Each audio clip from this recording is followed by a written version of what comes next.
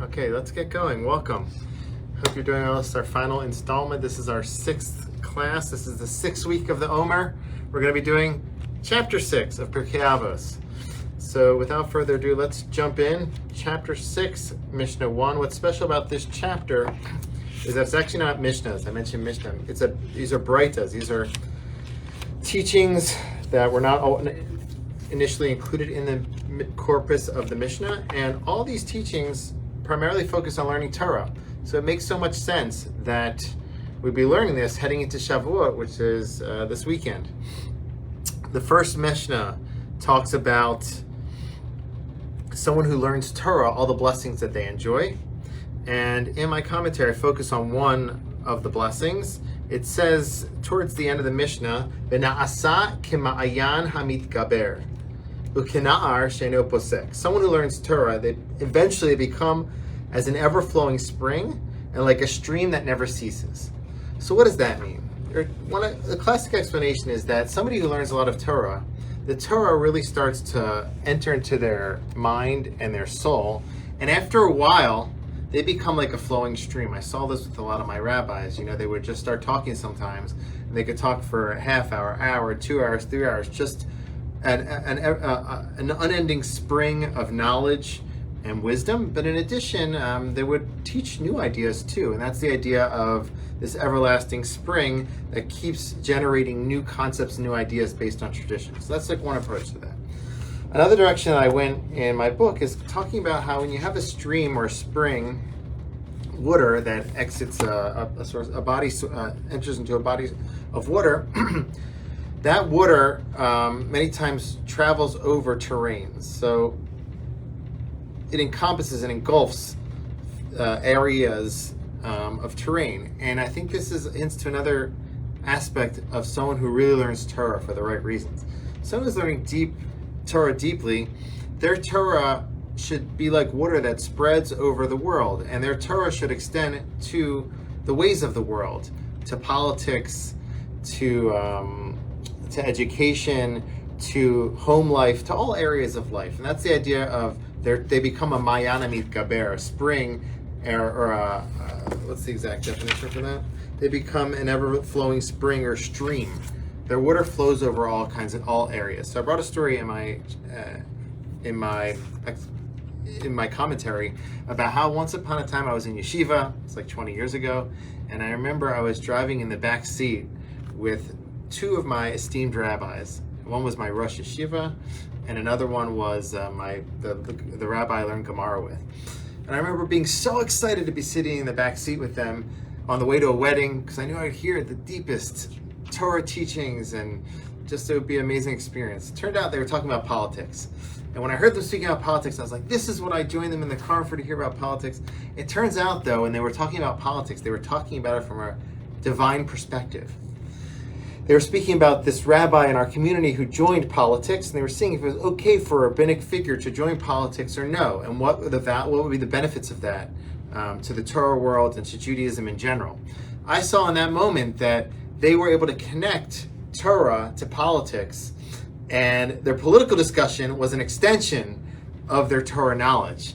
And for me, it became a really uplifting experience, and it was the opposite. I wasn't only let down, but I was elevated because I saw that they were able to extend their Torah to all areas of life, even to the political realm. So that's the idea of someone who learns a lot of Torah, they become an ever-flowing spring and a stream that never ceases. Why? Because just like the water of the stream that flows over broad terrain, so too the rabbis who learn Torah for the right reasons, their Torah should extend to all areas of life, including politics. Let's move to chapter 6, Mishnah 3. This is a nice Mishnah. It says, one who learns from their friend, halomemi chavero. One learns from their one chapter, or one halacha, or one verse, or one word, or even one letter, is obligated to treat them with honor. So this is teaching us how important it is that we should thank everybody, even for the smallest gestures. That's like the simple explanation of this. But the way I'm reading it is like this. We have different things that we should be grateful for. We have a chapter. And each element here is a subsection of the previous one that's mentioned. So we have a chapter. Within a chapter, you can have an halacha. Within a halacha, you can have a verse. Within a verse, you can have a word. Even within a word, you can have one letter. So what it's saying here is that you can have someone give you, do a favor for you, a kindness for you. it's important to thank them and be grateful for the kindness, but many times there are kindnesses within kindnesses, or goodness within goodness, blessings within blessings that we enjoy in our lives, and we should be grateful for the blessings within the blessings. So it's not just that we should be grateful just for the word, similar to we're grateful for the halacha or the earlier things that were mentioned, but rather we should be grateful for the word that's within the letter within the word, within the verse, within each blessing within a blessing we should be grateful for. And in an earlier commentary in this book on chapter 5, Mishnah 5, I talk about a game that I play with a friend of mine called the Thank You Hashem game. We made it up. One day we're eating potato chips. I went to visit him in Washington, D.C. We're walking near the monument eating potato chips. And he was like, "This potato chip is amazing. Thank you, Hashem." And then I said, "You know what? Thank you, Hashem, for allowing us to get together." And he said, "Thank you, Hashem." We went back and forth, thanking Hashem for all the things we were enjoying in that moment. And then we realized that this is a really fun game, and it's also pretty elevating. If you thank Hashem for the goodnesses that you enjoy, and after a while, we kept thanking Hashem back and forth. I described the game in chapter 5, Mishnah 5, in the commentary there. But if you thank Hashem for all the goodnesses you enjoy, you'll see that you'll thank Hashem for goodnesses within goodnesses. For instance, Hashem, Baruch Hashem, if Hashem gave you health, that's wonderful. Hashem also gave you a beating heart. That's a kindness within a kindness, and perhaps you have healthy limbs. That's a kindness within a kindness. Perhaps Hashem allowed you to get up today. Hashem allowed you to go to work. All these things that you enjoy, there's kindnesses within kindnesses and blessings within blessings. And so it's very important to recognize those blessings. It says that the Nile saved, when Moshe was a child, the Nile saved him because all the Moshe was thrown into the Nile. He ended up being saved by the daughter of Pharaoh. So it says that he didn't want to strike the Nile when he did the plagues later on, when he saved Am Yisrael, because he wanted to show gratitude to the Nile. Now, within the miracle of being saved, there are many elements that led to his redemption, his being saved. It was his mother who was involved in it. There was the basket. There was his sister that went and saved him. There was the daughter of Pharaoh. All these things played a part in his redemption. Moshe, I'm sure, recognized them, and was grateful for them. But he also recognized even the inanimate element of that redemption, of his being saved, which was the Nile. So Moshe recognized a miracle within a miracle, kindness within a kindness. He was able to thank Hashem for that and be grateful for that. And that's like embodied in that teaching that he didn't want to strike the Nile in order to do the plague because of his gratitude to the Nile. So that's the same idea here. Let's go on to chapter 6, Mishnah 4. I tell a story here about a mystical experience that I've had several, Baruch Hashem, elevating, inspiring, mystical, I would define them as mystical experiences throughout my life.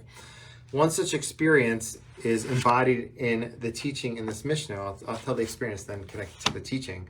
So I was in Israel at the time, and I was walking all the way from, I would say, around Bond Street in Rehavia, all the way to Beit Vagan in Jerusalem. People know the direction. It goes through past the Knesset and down Herzl Street. It was a long walk, and I was tired. I was fatigued. I hadn't eaten for hours. And in Jerusalem, if you know, there's on Shabbos, a lot of people walk for long periods of time in Jerusalem. It's a beautiful, beautiful experience walking through Jerusalem. But at the time, I was fatigued. I was tired. I was walking for a long time. And I was walking along this tree-laden road past the Knesset area, past the museum, and all of a sudden I felt some sort of surge of spirituality almost take over my body. And it was such a special experience. I felt in that moment, it was Shabbos, I felt in that moment, I was almost like I was in heaven. And I never wanted to stop. And I could only explain this as like a mystical experience. And I've been trying to get back to that experience for years. I've had different types throughout my career, but this was unique in that there was just such an overwhelming flow of spirituality that surged through my body. Now, what led to me experiencing that? I think in that moment, perhaps there were other factors as well, but the fact that my body actually was not being... It was my bodily needs were actually suspended in that short moment, I think led to that high level of spirituality, believe it or not. Many people think that for us to be, to grow and be happy and enjoy our lives, that would equal the source of our happiness and enjoyment of life. Many people think is solely in the material world. I think it's a big mistake. there's great spirituality, great enjoyment to be had in the spiritual world. And I think that's hinted to in the Mishnah here. So when you read this Mishnah, it seems a little bit negative in terms of its approach to this world. It says, this is the way of the Torah. You shall eat bread with salt, drink rationed water, sleep on the ground, live a life of privation, and labor in Torah. So when you read this, it's a little bit depressing. But if you look at it from the perspective that I offer, that sometimes, maybe not all the time, sometimes suspending your bodily needs, sometimes putting emphasis on the world of the spirit, sometimes that can enable you to really enjoy life, I mean, perhaps even on a higher level. And so I'm not talking about disconnecting from the world, but I am talking about temporary suspensions of our material pursuits for the sake of enjoying the spirituality that I mentioned. I don't think if I wasn't extremely tired, if I hadn't eaten for a long time, if I wasn't walking for a long time, I don't think I would have been able to experience that spiritual experience there. So I think that's what the Mishnah is talking about. I don't think it's talking about a way of life per se, but I think it's talking about the value of placing the spiritual world as a priority, and sometimes being open to suspending our material involvements and engagements for the sake of really being able to embrace high levels and frequencies of spirituality. Let's go on to chapter 6, Mishnah 7, or Breita 7. So this one, I have a nice story connected to this as well. When I first started working many years ago, I worked at a Reform Hebrew day school. And when I arrived there, I was nervous, and they were nervous as well. I was nervous because I never really, I'd been training in the Orthodox world for a long time, so I didn't know how I would be able to translate some of my teachings to that community. And they were nervous because they were afraid that the Orthodox rabbi would come and try to, convert all their students to like a full Orthodox way of life. When I was interviewed, I told them that was not my agenda, but rather I wanted to try to connect the kids as much as I could to Judaism on their own level. Whatever they take, they take. My hope, obviously, I didn't hide it. My hope was that they become fully observant and connect to Judaism as much as possible. But I was also open enough and honest enough to tell them, I'm just here to give them as much Torah as they want, and whatever they're willing to take, I'm here to give it to them. And I was open in my head to know that perhaps not all of them will become Orthodox from my teachings, but it didn't withhold me from taking the job. I did, and it was a wonderful experience for me. It was so great that that actually propelled me to want to become a rabbi, that positive teaching experience. And so in this commentary on page 259 and 260 on my book, to chapter 6, Breita 7, I talk about that, and I connect it to a statement in the Breita, which says, it talks about the Torah as etz chayin hi l'machizikim ba v'tomchei meushar. The Torah is a tree of life for those who hold on to it, and those who support it are happy. So the way I explained it was this. My educational philosophy when I was teaching there was basically, I'm going to provide the students with the Torah, and the Torah will be for them a tree of life. I'm hoping that they'll connect to the Torah as much as possible. They'll become religious and follow the ways of God. But for me, in the way I was presenting them, it was a tree of life. If the more they connect to it, the more they're connected to life. So it's not an all or nothing thing. Torah, the model here of describing the Torah as a tree of life is valuable in the sense that it's not always about performance per se, but it's about connecting to the students to this tree of life and giving them as much life as possible. Now, the imagery of a tree is also very valuable, not just in terms of the life versus religion, but also in terms of course, I'm not discounting religion, but trying to give them as much life as possible. But in addition, the visual of a tree is very valuable. One student might grab onto the trunk. Another student might grab onto the branch. Another student might just like one idea that you shared in one class, and that's a leaf. Or they might take the fruits. Every student will find what they want. Your goal, my goal, and our goal as educators is to provide as much as we can to our students, and hopefully they'll be inspired and they'll grab on. The more and more life that they can grab onto, the better. And hopefully through that, they will be tomchei meushar. Their supporters will be happy. They'll be full supporters of Torah, and they'll do it through happiness. But the initial orientation, at least when I was teaching, was that they can connect to as much life as possible, and hopefully to connect to the tree and the branch and the fruits and all of it. So, Baruch Hashem, I think it was a positive experience for all of us. The final Mishnah I want to talk about is page 271. It's the last Mishnah, the last Breita of the whole book. And here, this Breita talks about two ways of connecting to Hashem. It talks about Hashem in terms of Hashem's glory. It brings two verses, one from Isaiah 43:7 and one from Exodus 15:18, which talks about God will reign forever. So it talks about God's glory, Kvod Hashem. It talks about God as Yud Kei Vav Kei, the ineffable name of God. And so what I try to show with this mission, in this commentary, was kind of depict my whole operation, my whole agenda for this book was basically to show that Jewish ethics can be a springboard for deep connection to Hashem. Many people often think that Jewish ethics are only about being a good person. Of course they are. It's supposed to be a great person, a good person, the best person. But in addition, and this is the title of the book, Ethics of the Soul, the ethics, Jewish ethics also provide an avenue for expression of the deepest recesses of your soul. They connect you directly to Hashem.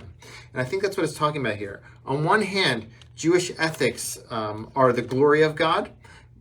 Through Jewish ethics, we connect to how God is expressed to us through his glory in this world. But we mustn't forget that they within that glory, that kavod, there's also the other verse which talks about Yud Kei Vav Kei, God himself. God is embodied or enclosed in this glory of Torah. And so when we connect to the glory, all these expressions of God, the glory, that's how I'm understanding the glory, kavod, all these expressions of God's ways, we should also know that we are not just dealing with God's ways, but rather with God's self. We're connecting directly to Hashem. And that's why we have two verses. We have the kavod, which is the glory, but in addition, that glory is a springboard for direct connection to Yud Kei Vav Kei, which is Hashem. And that's what I was hoping to do in this book. If you go through it, you'll see there's a lot of personal stories. There's a lot of deep spiritual messages. And my hope through writing it, as I wrote it, was that through Jewish ethics, we can not only connect to God's teachings, God's glory, God's ways, but rather to God himself, each at their own level. So hopefully you're able to do that a little bit with me over these 6 weeks. And Bezrat Hashem, on this Chag Shavuot, we should learn God's ways, but in addition, have time to really connect to Hashem directly. It's a very spiritual, very holy time. This is an opportune time to really tune in, connect, and benefit from all the blessing that Hashem wants to give us on this holiday. May you all be blessed and have a wonderful holiday. Thanks for joining me during these 6 weeks. Many blessings. Hopefully we'll have good opportunities to learn going forward, other opportunities in the future.